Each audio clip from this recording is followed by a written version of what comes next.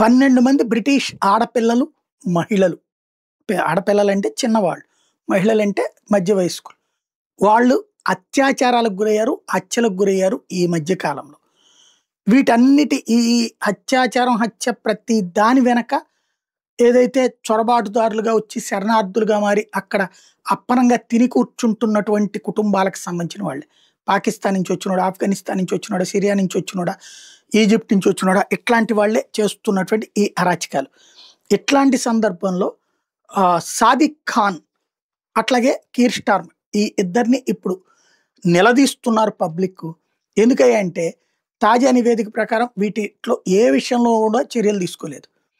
పట్టుకోవడం, వాళ్ళని ఆ తర్వాతన కోర్టులో పెట్టినప్పుడు కోర్టులో ఏం చెప్తున్నాయి, వీళ్ళకి ఈ దేశ చట్టాలు తెలియవు కాబట్టి అత్యాచారం చేశారు, అత్యాచారం నేరం అని వాళ్ళకి తెలియదు, ఆ కారణంగా ఈ దేశ చట్టాలు తెలియదు అంటున్నారు కాబట్టి అంటూ వాళ్ళని వదిలేస్తున్నాయి, లేకపోతే చిన్న శిక్ష విధిస్తున్నాయి.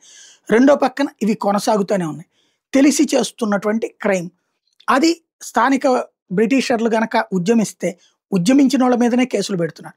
ప్లస్ ఇట్లాంటి వాటిలో సాక్ష్యాల సేకరణని కూడా సాదిక్ ఖాన్ ఆపేపిస్తున్నాడు లండన్ మేయరు అన్నటువంటిది. దానికి కీర్ స్టార్మర్ సపోర్ట్గా నిలబడుతున్నాడు. అదేమంటే చిన్నపిల్లల మీద అత్యాచారాన్ని చిన్నపిల్లల సంఘటనగా చూడమనేటటువంటి రూట్లో తీసుకెళ్తున్నారు వీళ్ళంటూ ఇప్పుడు మిగతా పార్టీలతో పాటుగా యూకే రిఫార్మ్ పార్టీ సీరియస్గా ఆరోపిస్తోంది.